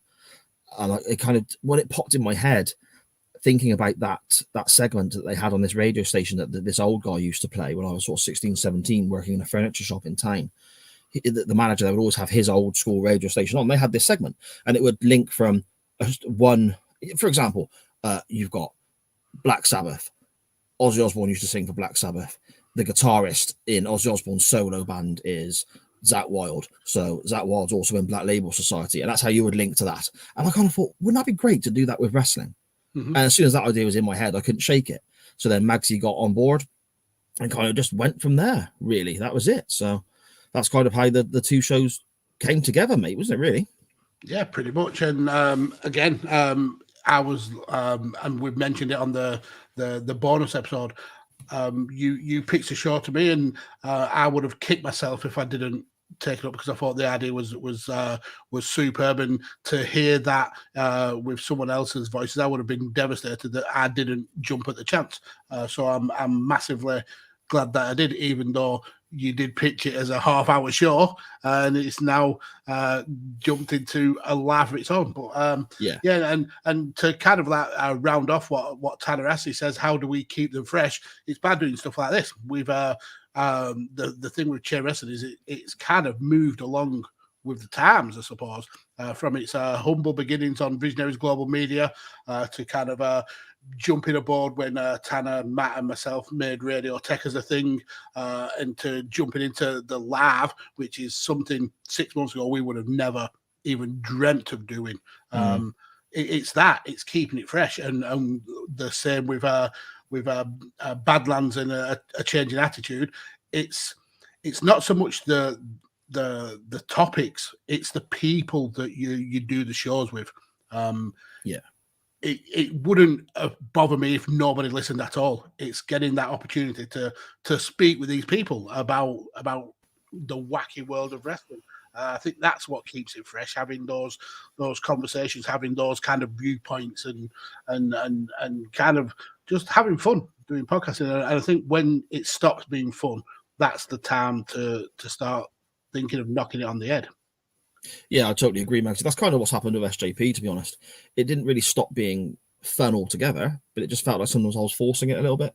Mm-hmm. So that's kind of why now, I mean, I love doing the waiting room with Benny, the voiceover guy, as he was always referred to in the early days of chain wrestling. I love doing that. The Doctor Who pod that I'm doing with Dan Griffin, I'm really enjoying. We've only done one episode so far, and we're starting to rewatch old stuff. Already, I'm loving talking to him via Twitter and getting ideas for that show. And this show here is this is awesome. This is my Monday night. I adore it. So SJP, I really love doing that as well. But sometimes it felt difficult trying to fit it in, or sometimes it felt difficult trying to work around other things. So the way I've sort of reduced that down to literally just episodes coming out as and when, I think suits that show, and it means I'm also still having fun doing that show, if that makes sense. Yeah, and also with how kind of like lax, not lax, I suppose, free and easy the setup is here at Radio Tekkers. There's no pressure on you to create weekly content over and over again. If you wanted to take a break, or if you like you said, if a show is only coming back for a few episodes every month or so, there's no pressure on you to create something that you're forcing. It means that the episodes that you put out, you are invested in, because they're episodes that you definitely want to do. Yeah, exactly. That's spot on, mate. That's spot on. We will have to fly through some of these here because we're sort of looking a little bit pressed for time, because we still do have to talk a bit of wrestling, believe it or not. At Connor McCabe on Twitter, he says it's a three-parter question, but I think it's pretty straightforward for us, Magsy. 1, who is your favourite football club? Burnley. 2, Burnley. When did you become a supporter? As a kid. And 3, why do you support that club? Hometown. Fair enough. Mine is Manchester United. I became a fan because my mate and his older brothers were all United fans. I didn't know anything about football, so I just said, yeah, I'm a fan of United as well. Then I kind of got into football, carried on supporting United. They all decided they were going to support somebody else, and by that point I was like, well, you can't do that. And it kind of just stuck with me. Yeah. Yeah. And obviously Gloucester City for all the same reasons as Magsy listed Burnley for. That's my home club. So Yeah, well, the thing with a lot of football clubs, you either support a team that you fall in love with because you watched it on the TV, or like you said, you're influenced by your mates, or you support your hometown club. It's a very tribalistic thing. Is football in the UK? It's certainly not like America where it's franchised and clubs can move away around the country depending on which city will buy them a stadium and stuff like that. Yeah, it's a very kind of like you stick with your team through the good and the bad. Yeah, exactly. Steve-O, at Total Steve-O on Twitter, good friend of the show. He says, a serious question first. What's the best match you've covered? And have you rewatched it since reviewing it on the show? Okay. So suppose you go to the ratings for that, Magsy, because we'd have thought it was the best at the time. So the best match that I've rated is Flair versus Shawn Michaels from WrestleMania 24. I give it a 10. I would still give it a 10. I've watched it since. It's an outstanding match. The only 10 I have given out was Shawn Michaels Triple H, I believe, at SummerSlam 2002. The Ric Flair Shawn Michaels I gave a 9 or 9.5, I think, Mags, didn't I? You did. Yeah, so Triple H Shawn Michaels at the time meant so much for me. Seeing Shawn come back after 4 years out kind of just pips the Flair match for me. I've not watched it back since, but yeah, that's the highest one we've given the show. That one was pretty recent, I suppose. It was only in August. Yeah, so which match do we wish we had covered but lost on the poll? Okay, so going back through the topics, because we have chucked so many different matches out. Let's have a look. Austin winning King of the Ring. That's one that we missed. That would have been cool to cover. Mr. T versus Roddy Piper from WrestleMania 2. That would have been also pretty awesome to cover. But the one that I wish we would have covered at the time was RVD versus Jerry Lynn from Hardcore Heaven 2000. I think that is that's a clinic in what this show's about, chain wrestling. It's such a great match, and hopefully I can strong arm that in some shape or form into the show. We did cover a Lynn RVD match from a different event a few weeks or months later, didn't we? But not that one. We did. Yeah. For me, there's a couple, I guess, and they're all going to be very, as you can imagine, WCW old school based. Midnight Express versus the Southern Boys, Great American Bash 1990, I think is just an example of some of the best tag team wrestling and how it should be done. Maybe not for in-ring quality, but I'd love to have looked at Goldberg beating Hogan on Nitro for the belt, and then Luger beating Hogan for the belt on Nitro as well. Hart versus Bulldog, SummerSlam 92. I'm amazed we never actually got around to covering that. I mean, that's one we can definitely strong arm back into the show somehow. Yeah, and then we've got the Four Horsemen, well, two of the Four Horsemen, Flair and Arn Anderson versus the Hollywood Blondes, Clash of the Champions 23. So again, mostly that sort of time frame, that sort of feel to my wrestling is what I like the best. So. And Steve-O concludes, non-serious, stolen from The Office. Will a boy ever be born that can swim faster than a shark? I don't think so. I don't know. Evolution is a thing. If the world, it certainly is. Well, if the world ever gets to the point where it's like Waterworld, the Kevin Costner film, we may need to evolve our swimming speed. And but won't the sharks evolve at the same time, though? Listen, don't poke holes in my theory, sir. Yeah, okay then. No, Steve. Your theory is, what if the world ends up like the Kevin Costner film? No, I agree with you. I think sharks are built for swimming. The streamlined humans, or boys especially, have too many appendages that would slow down the rate you could swim, I suppose. Fair enough. We have Chris. What are you giggling at now? Just the thought of being caught because of the appendages. God damn it, that shark was too fast. He hasn't got as many appendages as me. At RT Chris _BFC_ on Twitter. Would you rather share a bed with a walrus or 5 eels? Now, I've shared a bed with some walruses back in my heavy drinking days. And I suppose, does that mean I've already made my choice? I don't know. But no, now thinking of that, would you prefer then to chance your arm at sleeping with 5 eels over what you know about sleeping with a walrus? I'll be honest. Am I getting lucky with the 5 eels? Because I think that completely changes the scenario, doesn't it? That changes the complexity of this show. If that's the case. Honestly, I think because a walrus can survive out the water, can't it? Mm-hmm. Right, so it's going to be fidgeting, taking the covers. It's going to be a pain in the backside, you know. Mm-hmm. 5 eels out the water. Eventually, they're all going to fucking die. So you can just have the bed yourself.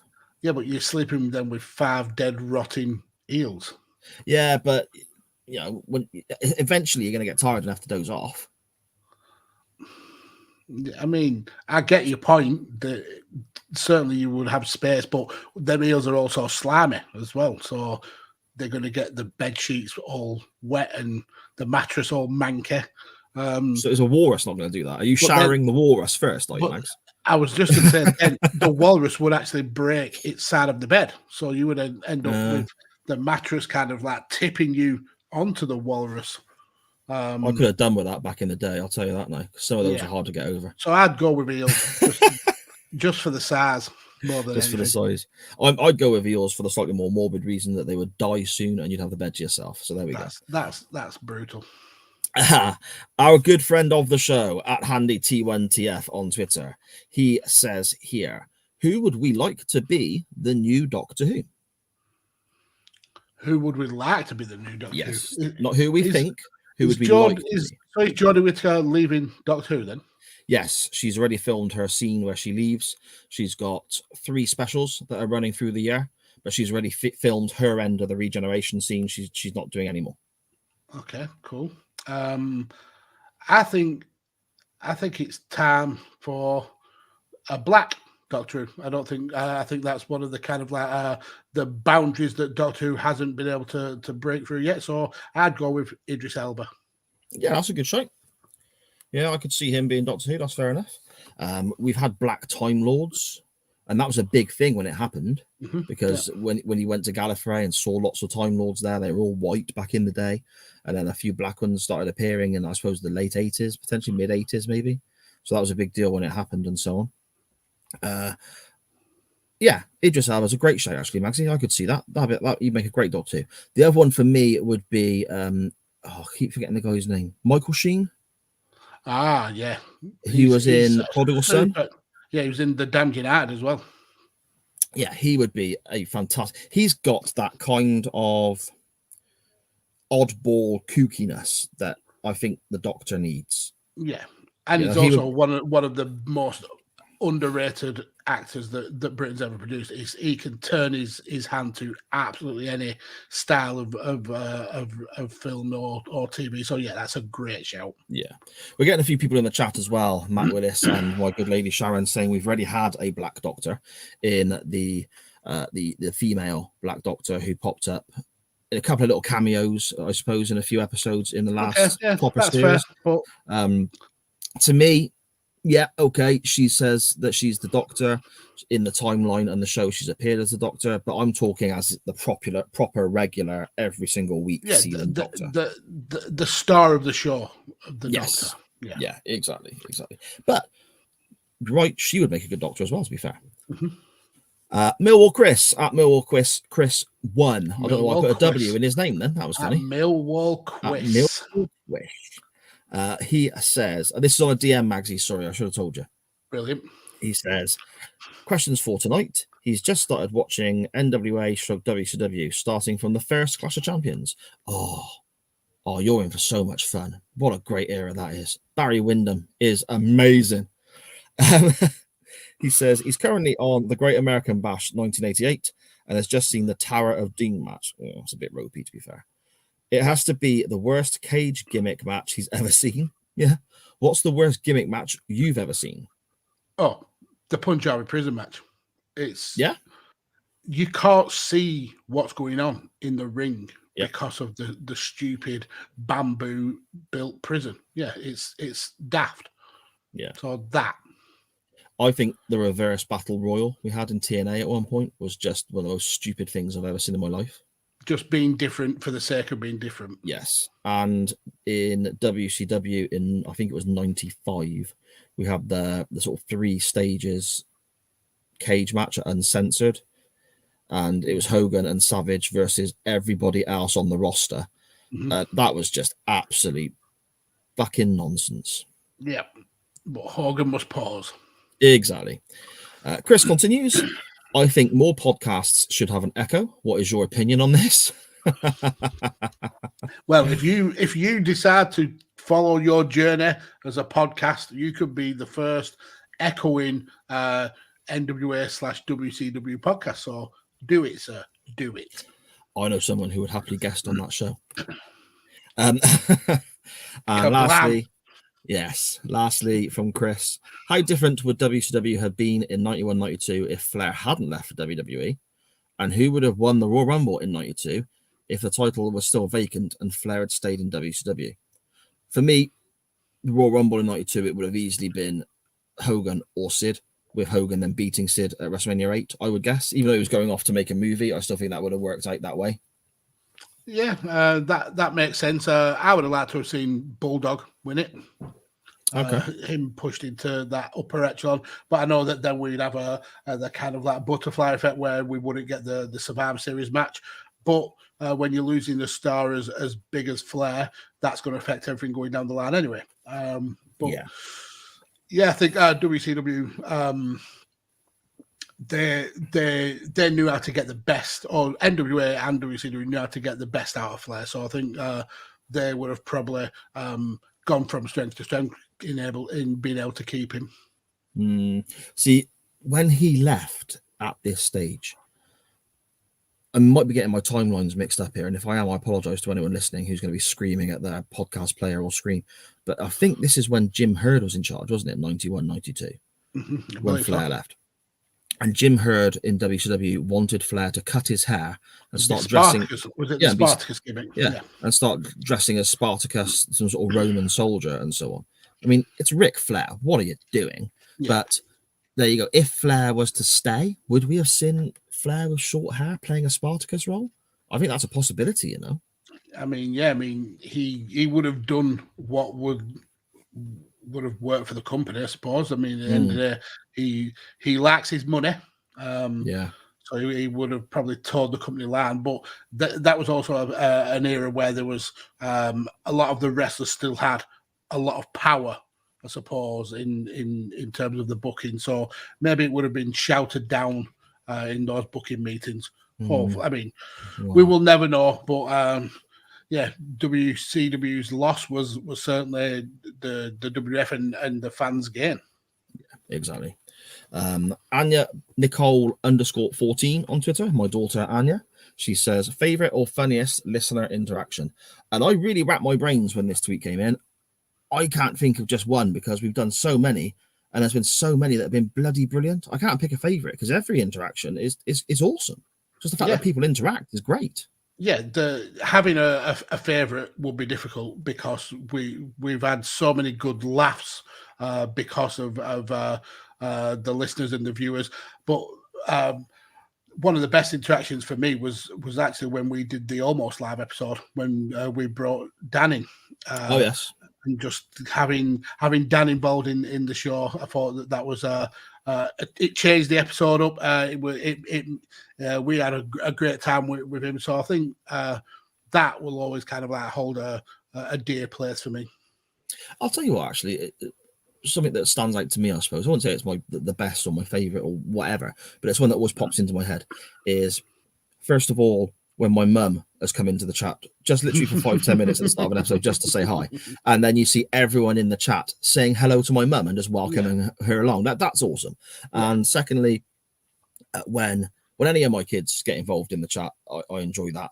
But when Charlie takes the time, because she'll watch the show on the Switch, which has a bigger screen, but she can't type messages on that, she will take the time to open her phone, type hi, before shutting it off and going back to the Switch to watch. I don't know why, but just that little comment of hi I'm going back to the Twitch now. Makes me smile. It just makes me chuckle, you know. We have cool. 2 more, Magsy, but they're both sent via DM, so you won't find them on there, bud. Okay. One is from @BangBang Podcast. Andy, our good friend of the show, probably in the bath right now. He says, if we were having a joint stag do, which 4 wrestlers would you invite along? 2 choices each. And I want to just clarify here, Mags. If we're getting 2 wrestler choices each, are we talking 2 wrestlers in their prime from a certain area, or are we talking right now? What do you think? I think we're talking evergreen. So wrestlers who are in the prime, because you wouldn't want, say you picked Hogan, you wouldn't want crippled old man Hogan. You'd want like American hero Hogan, wouldn't you? Yes, fair enough, mate. Fair enough. Yeah. I'm gonna actually steal one of your picks first of all. Who I think you would pick anyway. I'm gonna go Barry Windham. You bastard. Was he one of your picks? Yeah, 100%. Only because I've heard of the stories of how much that guy could put away in terms of beer. So yeah, I'd have to go with Barry Windham. So yeah, we'll take it in turns. So who will be your first pick? Well, if you're taking Windham away, mate, my second choice would be Flair. Okay. Just because you know it. Yeah, see, my wife literally has put in the chat there. So there we go. Sire's blatantly picking Ric Flair. Yeah, I'd love to have partied with Ric Flair. 87 through to 1991, Ric Flair. Yeah. No, that's fair. Next, I think I would go with Bradshaw. Okay, that surprises me. And the Bradshaw as part of APA. Right. That particular Bradshaw, because every time they were on the show, it always was. It looked like such a laugh when they had the office, which is essentially just a door, and playing poker and drinking beers. If that was anywhere near the real laugh Bradshaw, that would have been so fun to party around with him.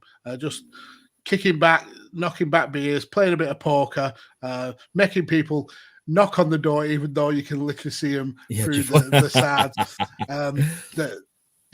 So it'd be Bradshaw. Yeah. Sharon's put a couple of suggestions in the chat as well. Shawn Michaels, who's obviously one of my favorites of all time. I'm not sure if I would pick him to go on a party and night with. I think it would be a great fun for a while, but Michaels always losing your smile. Yeah, Michaels always ends up being the stories you hear. I imagine he's the guy in the party who always goes a little bit too far, and you end up in a bar fight. Yeah. You know, or he'll just be unconscious because he shoved a gob full of pills down his chops. Because you don't want to go out drinking with Shawn Michaels, the born again Christian, do you? You want to go out partying with 90s Shawn Michaels. Okay. And then you got the worrying thing as well. Is fucking mate Marty might tag along, and nobody wants that shit. And then if he says, "Come on, let's hit up this local bowling alley," you might end up in a river. Yeah, I think I would probably, and this may be a bit of a surprise. I've got 2 in my head. The first option would be John Cena, because everyone says to go out partying with, he is unbelievable. The amount he can drink, and he just stays up all night and so on. So that would be interesting to see. But I'd probably go with Chris Jericho, because obviously he's a wrestling fan, but we've also got the same taste in music, and I can see us going to a dingy little rock club and just checking out a few bands, having a few drinks and so on. So, and the stories that you'd have. Yeah, very true. Very true. Sharon in the chat there saying defo not Punk because he's straight edge. Yeah, see, I'd like to sit down and have a conversation with Punk, but not go out for a night with him. So Sharon's right there. Let's go and get some shots of wheatgrass, no, you're on your own there, Phil. And last, but definitely 100% not least, we have Matt Willis sent to us via WhatsApp. Everyone has a bucket list. What are the 3 items on yours? Any 3, not necessarily the top 3, he says. Okay. Do you know, I don't particularly have a bucket list, to be fair. I mean, I know what it's the things that you want to do before you die, but I don't really have one. I suppose see the Statue of Liberty. That'll be a cool one. You look like the Statue of Liberty now, though, don't you? Well, this is why I'm dressed up like this, because I want to live that gimmick. Retire to Turkey. That'll be another one, and just be generally happy. I think. Yeah.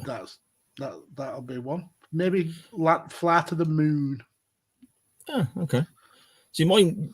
I've been very lucky because mine was always growing up very music based, and it's catch certain bands and see certain artists perform, and I've done that. I've there's only one band really now from my list from say 20 years ago that are still missing from it that are possible. You know, others have died and I've missed out on them, but there's only one band really that I've missed out on, and that's Poison. So that would be on there, I guess. I'd love to go to an AEW show with my wife and my youngest daughter. That would be probably up there as well, Magsy, to be fair. Yeah, good pick. Very quickly then, because we are rapidly getting through time. Matt also continues, if every Royal Rumble winner was in a Royal Rumble, who's the final four and who's winning? For that one, Matt, I will just direct you towards an episode of SJP, me, Magsy, and Tolly did a little while back. I'll share the link on Twitter about the Ultimate Royal Rumble, where we literally picked exactly that and had a whole conversation about the 30 wrestlers in it. And I bloody loved recording it. And to be honest, I've listened back to that show, and I know I'm a bit biased. We're fucking great on that. We are. So that essentially is our answer. Definitely go and check that episode out. I'll share it when we finish the live tonight. And lastly, what's your comfort food? What food cheers you up the most? And he says here, Matt says his has to be perfect poached eggs. He had it after the 7-2 thrashing of Liverpool last season, made him feel much better. For me, it's simple, and Mrs. Mags will attest to it. It's sandwiches. I bloody love sandwiches. Sandwiches are the best. Okay. See, me is very similar. A toaster sandwich, and it's red jalapenos, cheese, and ham. That's my go-to. Well, why not just make 3 separate ones? One to placate Andy. Oh, no, Millwall Chris, sorry. I think it was Millwall Chris, who wanted cheese, and just cheese.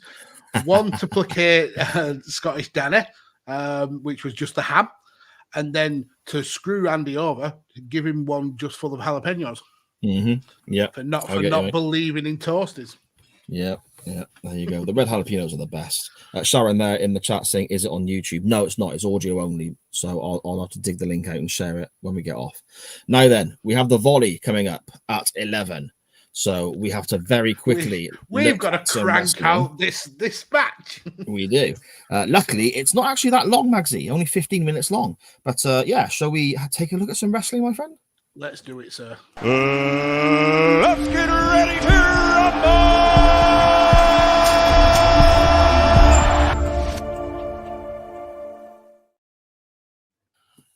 Winning the poll this week was me. And I loved that. That was awesome. Good. I'm glad. Yes. We had Motor City Machine Guns versus Generation Me, which is effectively the Young Bucks. TNA Final Resolution 2010 in a full Metal Mayhem match, which is basically a TLC contest, Maxi, I guess, isn't it? Yeah, pretty much. That's pretty much what the match is.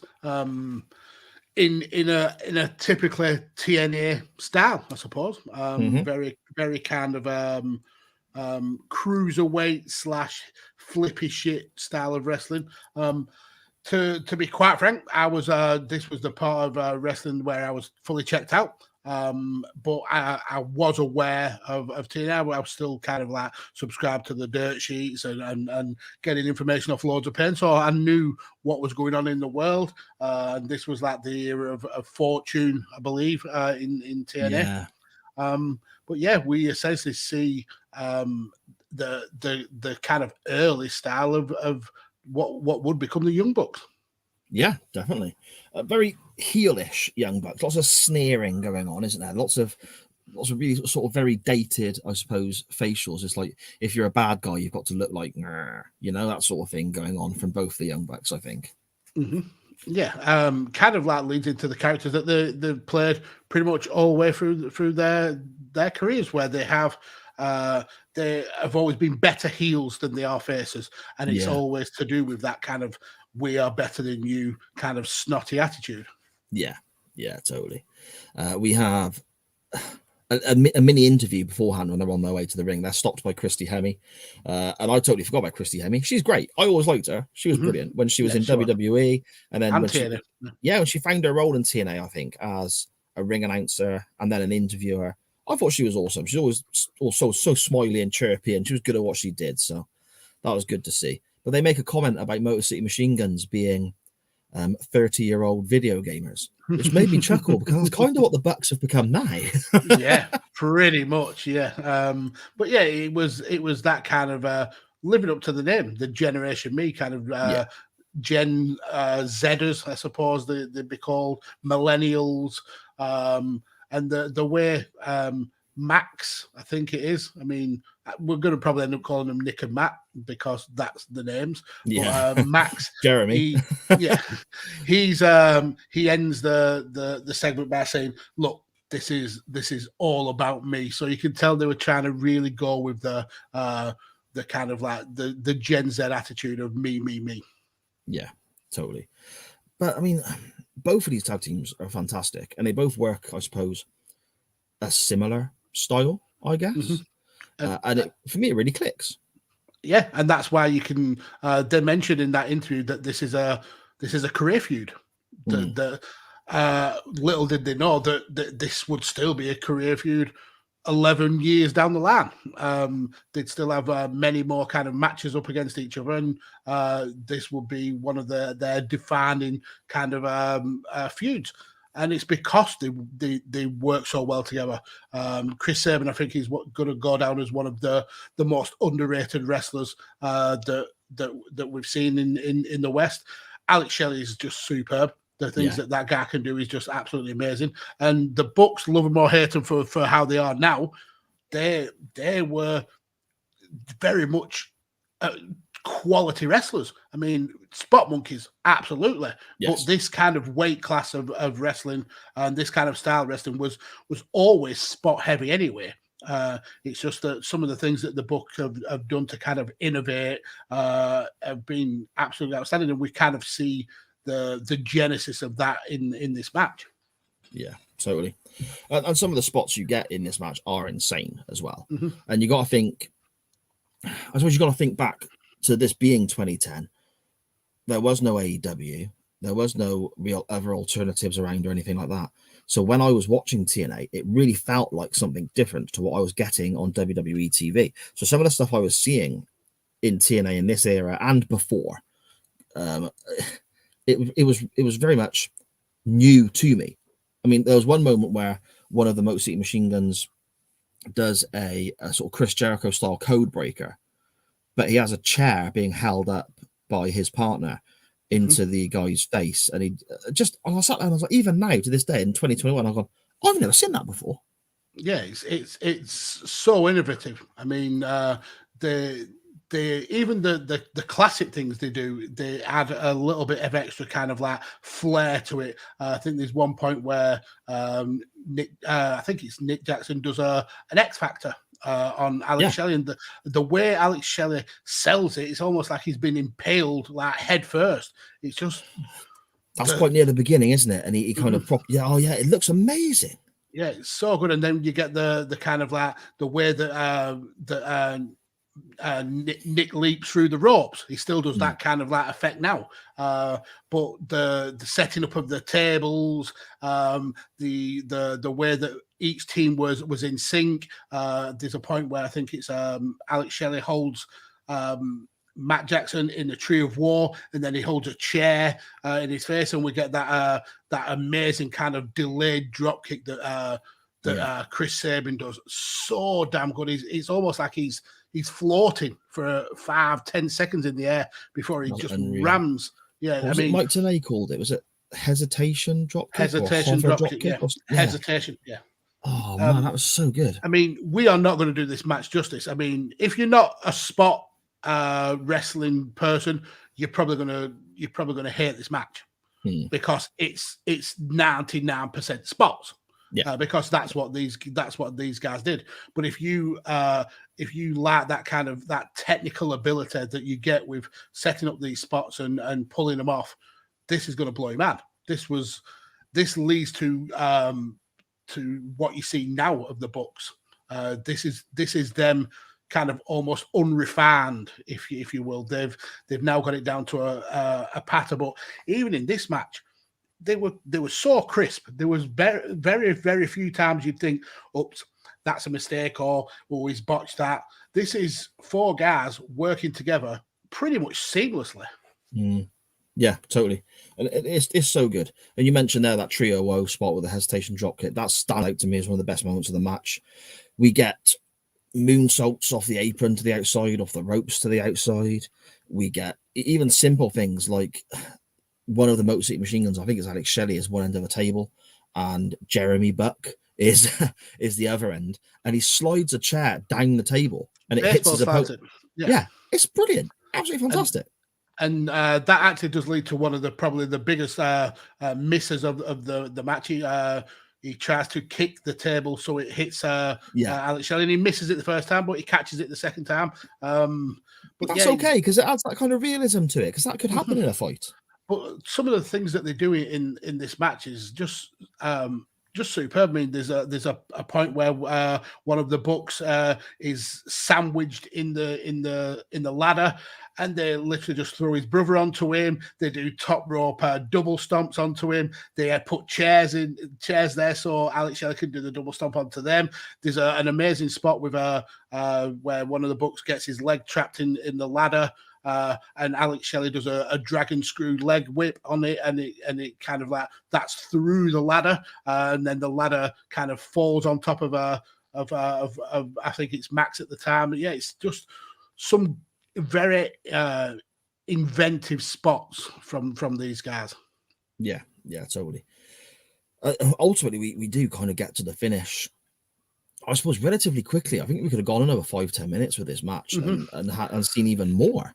Yeah, and because it's so spot heavy, you kind of see those spots being set up. You know what's coming, or you can kind of work it out. Like when you see the Buck set up a table, you know it's going to be one of the Bucks that goes through the table. I think there's a point where a table set up pretty early in the match, and then they leave it, and that leads into the end of the match, knowing that they've set that up for them later on. I think it's when Nick Jackson gets essentially a sliced bread from Alex Shelley to basically take them out of the match. But that's right. Before that, we see them kind of play. I think it's Sabin and Alex Shelley who do the majority of the work, but they're set up for the finish. Where and a rolling story in the match is that these ladders are pretty short. That all of the four wrestlers are a bit timid of kind of getting on that very top rung, knowing they have no support. Exactly. I would be. I want no part of that, mate. Because the belts are pretty high up, and there's even one point where Alex Shelley's on the second to top rung of the ladder, and he's reaching for the titles, and he's like, I can't get him. I'm not standing on the top. I'll end up falling. So they come up with this plan of kind of getting 3 ladders. And you hear Taz on the commentary saying, how is that going to help? Because you've got 3 ladders and they're all exactly the same size. Yeah. But what they do is, it's a kind of a play on what happened at one of the TLC matches. They kind of form a bridge almost, where they can slide a table on the top and create a kind of a platform. WrestleMania 17 one, that was, wasn't it? That's the TLC from that one, yeah.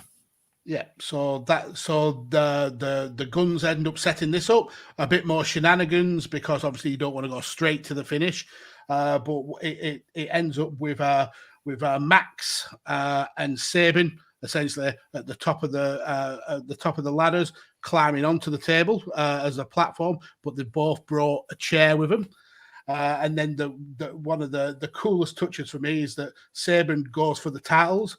The title starts swaying, so it's almost like Indiana Jones-esque almost, where the titles are swaying in between the wrestlers, and then every time there's a gap, they're essentially dueling with these chairs. Eventually, Sabin ends up nailing Max Buck with that's ridiculous. Max Buck with the chair, and he again, kind of like the early spot with the sliced bread. He'd already set a table up at ringside, and he magically falls through that table, and it's a brutal looking spot because he lands square on his back through that table and just eats it. And then Chris Sabin reaches up, grabs the tail down, and what a great moment! Just like I said at the beginning, I think Chris Sabin is absolutely superb, and I would have loved to see what he could do in WWE at the head of the wrestling world. But yeah, it's a great match, a really, really entertaining match. Yeah, they tried the world title on him in TNA, didn't they? But he was very much booked as the underdog who fluked the win, so to speak. And I don't think it did him any favors in the long run, maybe. But yeah, just a brilliant match, brilliant finish. And again, like I said, I would happily have had an extra 5-10 minutes of this. I think this it should have and could have gone on longer, I feel. I totally agree. So, Magsy, where do you place this on the old ratings, mate? Out of 10, what do we think? Yeah, like I said, I enjoyed it. It's not up there in terms of me being emotionally attached to it, because like I said, I was checked out of wrestling at this time. Yeah, I feel the same. But in terms of a wrestling event, this would all be dependent on whether you're a spot monkey and you love those kind of matches, or whether you are into like the more classic style of wrestling.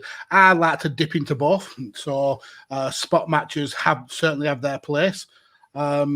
So for the fact that I enjoyed it, for how kind of like innovative it was, and all those kind of factors, I think a 7.5 is a pretty decent score for it. Yeah, I'm kind of in the same ballpark, mate. I enjoyed this more than Austin Michaels that we watched recently, and I believe I gave that a 7. So I'll probably go 8 actually for this one, mate, because I could happily go back and watch this again now. I watched it twice for the show, so wow. I didn't do that with the Michaels match. So yeah, that's testament to how good it was then. So definitely go and check this out. And for time constraints, we have kind of like papered over a hell of a lot of what goes on in this match. This is balls to the wall, 100 miles an hour wrestling. Definitely go and check this out. If you are anyway a fan of the spot style of wrestling, this is a match you need to go and check out. Yeah, 100%. Again, I will share a link to that. It's on our Twitter anyway, a link to Daily Motion, I think it is out there. But yeah, I'll share the link again on the Chain Wrestling Twitter after the show if you want to go check it out later on or after the audio version. Magsy, where to next week, my friend? Okay, so I wanted to follow the link of brothers in wrestling, with obviously the Bucks being genuine brothers. And there's been quite a few kind of like family relations in wrestling. It's very much a kind of generational pastime or kind of a job for people. So I thought, what other brothers tag teams are out there? I initially wanted to go with the Hardy Boys, and I was tempted to go with their first ever title win, just to see where that kind of journey started.